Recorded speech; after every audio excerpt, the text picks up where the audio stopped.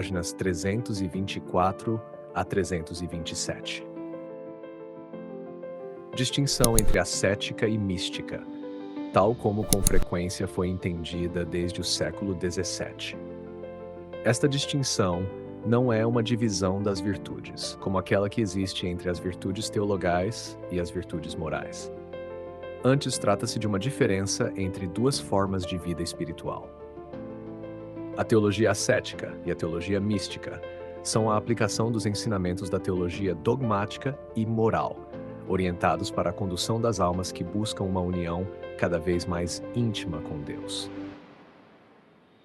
Elas supõem tudo o que a doutrina sagrada ensina sobre a natureza e as propriedades das virtudes cristãs e dos dons do Espírito Santo. Estudam também as leis e as condições de seu progresso para alcançar a perfeição cristã. Assim, fazem convergir para este objetivo os ensinamentos da teologia dogmática e da teologia moral. A distinção entre ascética e mística inspira-se no sentido comum e na etimologia destes termos. A palavra ascese, segundo indica sua origem grega, significa exercício das virtudes. Entre os primeiros cristãos, chamavam-se ascetas aqueles que se entregavam às práticas de mortificação, aos exercícios de piedade e às demais virtudes cristãs.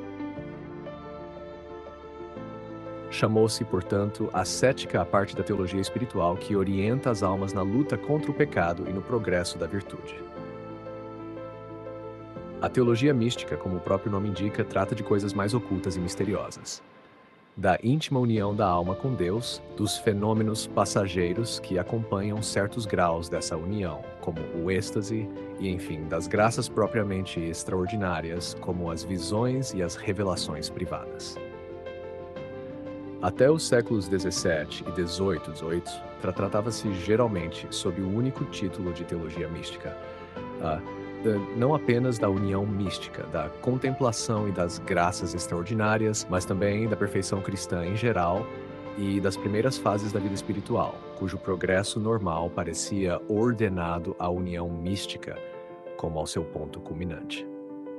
Assim foram concebidas as teologias místicas dos carmelitas Filipe da Santíssima Trindade, Antônio do Espírito Santo, José do Espírito Santo e também a do dominicano Valgornera, que tantas vezes copia, quase literalmente, a obra de Filipe da Santíssima Trindade. A partir dos séculos XVII e XVIII, muitos autores julgaram necessário distinguir de forma absoluta a ascética da mística. Desde então, foram objeto de tratados separados, como o Diretório Ascético e o Diretório Místico, diz Scaramelli. Escrevemos já no ano de 1920 e 20 em um dos primeiros números da Via Spirituale, demasiado apressados em sistematizar e em estabelecer uma doutrina que remediaria certos abusos e inclinados por consequência a classificar as coisas materialmente de fora, sem delas terem conhecimento suficientemente elevado e profundo, muitos autores declararam que a ascética deveria tratar da vida cristã ordinária segundo as três vias: a purgativa, a iluminativa e a unitiva. E que a mística só deveria ocupar-se das graças extraordinárias, entendendo-se por elas não apenas as visões e revelações privadas, mas também a contemplação sobrenatural infusa, as purificações passivas e a união mística. Dessa forma, a vida espiritual ficou reduzida a um estado muito precário, né? A perfeição de que se ocupava a ascética passou a ser vista como um ponto de chegada e não como disposição para uma união mais íntima e elevada. E a mística já não tinha importância nem significado, exceto para algumas poucas almas privilegiadas. Nos últimos 30 anos, muitos teólogos reagiram contra essa divisão, entendida de tal modo entre a ascética e a mística. Eles retornaram a uma doutrina mais conforme à tradição. Segundo esta, a ascese é uma forma de vida espiritual na qual se destaca, sobretudo, o modo humano das virtudes cristãs. E a mística é uma forma de vida na qual predomina, de modo manifesto e frequente, o modo sobre-humano dos dons do Espírito Santo, presentes em todos os justos. Por esse caminho, vê-se mais claramente a unidade da vida espiritual, apesar das diferenças próprias das 3 idades sucessivas que a tradição distingue: a dos principiantes, a dos aproveitados e a dos perfeitos. Ou, de outra maneira, as 3 vias: a purgativa, a iluminativa e a unitiva. Retorna-se assim a uma divisão tradicional mais comumente aceita e tratada pelos antigos, a divisão entre a vida ativa e a vida contemplativa. Tal distinção foi amplamente empregada por Santo Agostinho e São Gregório, e magistralmente exposta por São Tomás de Aquino. Para estes grandes mestres, a vida ativa, que compreende o exercício das virtudes morais, como a prudência, a justiça, a fortaleza e a temperança, assim como as obras externas de caridade, dispõe a alma para a vida contemplativa. Isso acontece porque regula as paixões que perturbam a prática da contemplação e porque faz crescer continuamente no amor de Deus e do próximo. Vem em seguida a contemplação de Deus, que é própria dos perfeitos. Ela se encontra tanto na vida puramente contemplativa quanto na vida mista, cujo fruto é o apostolado. Então, a contemplação dirige a ação do alto e a torna muito mais sobrenatural e fecunda. A vida contemplativa se exerce sobretudo nas virtudes teologais e nos dons que as acompanham, enquanto a vida ativa se refere principalmente às virtudes morais. Essa divisão tradicional é mais profunda e melhor fundamentada na própria natureza do homem, assim como na natureza da graça, das virtudes e dos dons, do que a separação entre ascética e mística. Separação essa que pode ser mal interpretada e é muito difícil de se determinar. Inconvenientes de uma divisão mal compreendida entre a ascética e a mística. Há almas que certamente dão a impressão de ter ultrapassado a vida ascética, ou ativa, no sentido dos antigos, que consiste, sobretudo, nos exercícios metódicos de piedade, unidos à prática da mortificação e das virtudes cristãs que regulam as paixões e nossas relações com o próximo. Essas almas vivem, sobretudo, das virtudes teologais e, de maneira mais ou menos velada, dos dons que as acompanham. Contudo, ainda não se percebe nelas a vida mística propriamente dita, de oração passiva, descrita por Santa Teresa a partir da 4ª morada, e por São João da Cruz a partir da purgação passiva dos sentidos, claramente caracterizada.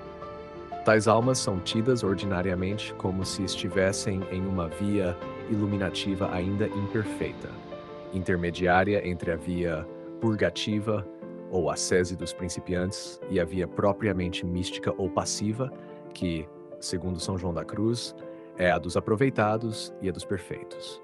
A oração dessas almas já está acima dos exercícios metódicos. Consiste em uma simples elevação da alma a Deus, por um ato de fé prolongado, seguido de atos de confiança e de amor a Deus. Chama-se ordinariamente a essa forma de oração afetiva simplificada. Nós a descrevemos sob o título de oração comum dos antigos, e o padre Lemonnier sob o de oração teologal. Essas almas parecem, portanto, situar-se entre a ascese propriamente dita e a mística, no sentido estrito da palavra. Para as almas generosas, esse período é de transição. Para outras, porém, prolonga-se por toda a vida. O padre Gabriel de Santa Madalena, carmelita descalço, faz observações semelhantes ao tratar da contemplação ativa, também chamada adquirida ou mista, segundo os autores do Carmelo, para os quais ela é, ordinariamente, uma disposição para a contemplação infusa. São João da Cruz afirma igualmente, no prólogo da subida do Monte Carmelo: trata-se aqui de doutrina substancial e sólida, tanto para uns quanto para outros, se quiserem passar a nudez de espírito que aqui se descreve.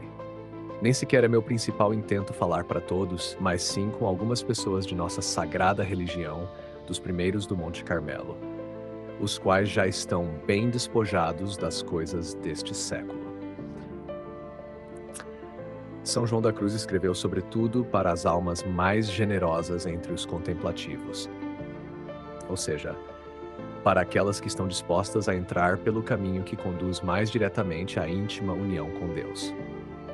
Existe, portanto, sem dúvida, um terreno intermediário entre a meditação discursiva metódica, descrita nas obras de ascética, e a contemplação infusa propriamente dita, de que nos falam os autores místicos. Diversas formas de oração simplificada. Mesmo os autores que defendem que a contemplação infusa dos mistérios da fé está dentro do caminho normal da santidade e que sem ela não é possível alcançar a plena perfeição da vida cristã, reconhecem a diferença entre a vida ativa e a vida contemplativa. Todos concordam que as Marias chegam antes que as Martas à contemplação infusa. Esses mesmos autores costumam distinguir também a oração adquirida de recolhimento, ou oração afetiva simplificada, e, acima dela, uma contemplação infusa latente, semelhante à luz difusa que ilumina o céu quando o sol ainda não surgiu sobre o horizonte. Essa luz já dá claridade às coisas, mesmo sem se mostrar em raios propriamente ditos. Sobre essa contemplação já falamos em diferentes ocasiões. Parece-nos fora de dúvida que um São Vicente de Paulo gozava com frequência, não apenas durante a oração e a Santa Missa, mas também em seu ministério dessa contemplação infusa latente. Ela equivale a um ato de fé viva, acompanhado de certo influxo dos dons do Espírito Santo.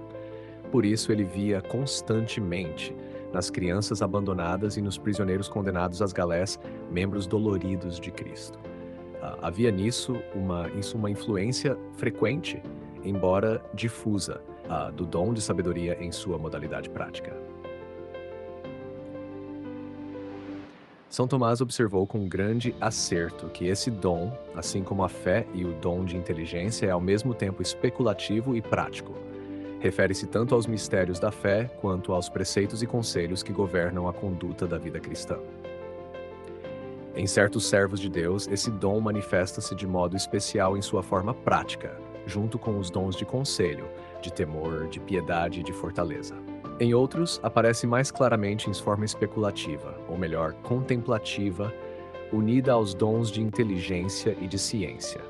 Assim se explica que em um teólogo que é também uma alma de oração, frequentemente exista uma contemplação infusa latente que anima as atividades de sua mente e dirige suas tarefas. Por exemplo, ajuda-o a evitar discussões inúteis que poderiam degenerar em questões pessoais. Conserva nele a benevolência necessária para com todos. E, sobretudo, o conduz a uma inteligência profunda e proveitosa dos mistérios da fé. Quando lemos Santo Agostinho, tudo leva a crer que essa contemplação orientava muitas vezes suas investigações.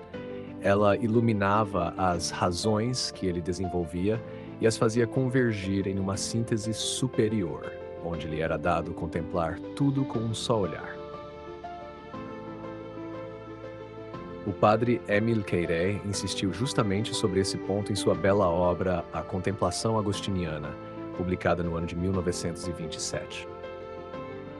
No teólogo que, como São Tomás, repete com frequência os mesmos princípios para expor questões como as da graça, do livre-arbítrio, do mérito e do pecado, um desses princípios, ainda que citado muitas vezes, de tempos em tempos aparece em toda a sua elevação, projetando luz sobre tratados inteiros. Assim acontece, por exemplo, com o princípio da predileção. Ninguém seria melhor que outro se não fosse mais amado por Deus. Esse princípio recorda o ensinamento do apóstolo São Paulo, na primeira carta aos Coríntios, capítulo 4, versículo 7. O que tens tu que não tenhas recebido? Tal verdade contém em germe toda a doutrina da predestinação e da graça. Assim, no teólogo, há uma contemplação que, de certo modo, é adquirida, porque é fruto de seu trabalho, mas, em sentido superior, é também infusa. Pois a inspiração do Espírito Santo a eleva, comunicando-lhe uma penetração e um sabor espiritual que estão muito acima da simples fé e da especulação teológica. A fé adere aos mistérios revelados. O dom de inteligência nos faz penetrar neles, e o dom de sabedoria nos faz saboreá-los suavemente. A contemplação infusa. A contemplação infusa, tal como a descreve São João da Cruz na Noite Escura, livro 1 e capítulo 2, durante a purificação do espírito e depois dela é superior à contemplação adquirida ou mista, da qual acabamos de falar. São Tomás de Aquino recebeu essa graça de maneira muito manifesta no fim de sua vida, quando já não podia ditar suas lições. Mais de uma vez, insistimos sobre os diversos aspectos deste importante problema. Fazemo-lo agora ao concluir esta obra, a fim de mostrar que o eixo da vida espiritual não se desloca nem pela ascética nem pela mística, tal como ensinaram os melhores mestres cujos ensinamentos foram aprovados pela Igreja. O eixo da vida espiritual e a ascética, bem compreendida. Basta ler qualquer boa obra de ascética, como a Introdução à Vida Devota, de São Francisco de Sales, ou os primeiros livros de seu Tratado do Amor de Deus, nos quais ele ainda não trata da contemplação, mas apenas da meditação, para compreender que o eixo da vida espiritual, que se apoia principalmente nas virtudes teologais, longe de ser deslocado, está firmemente estabelecido. Ensina ali o santo que a mortificação interior e exterior é um grande meio para atrair sobre si os favores do céu, contanto que seja praticada na caridade e por amor à caridade. Afirma também que as maiores mortificações não são necessariamente as melhores, pelo contrário, aquelas ordinárias que se apresentam cada dia sem que as busquemos são mais proveitosas e mais aptas para assegurar a conformidade de nossa vontade com a vontade divina. Recorda-nos ainda que a mortificação sem oração é como um corpo sem alma, e que a oração sem mortificação é como uma alma sem corpo. Ele trata de maneira não apenas teórica, mas também prática do progresso das virtudes iluminadas pela fé e vivificadas pela caridade, especialmente do progresso das virtudes teologais. Tudo isso é a aplicação prática da doutrina de São Tomás exposta na segunda parte da Suma Teológica. Nela, o Santo Doutor faz convergir para os atos cotidianos o que nos ensinou sobre a virtude em geral, sobre as virtudes em particular, sobre sua motivação, sua conexão e seu progresso. A abstração distingue essas questões.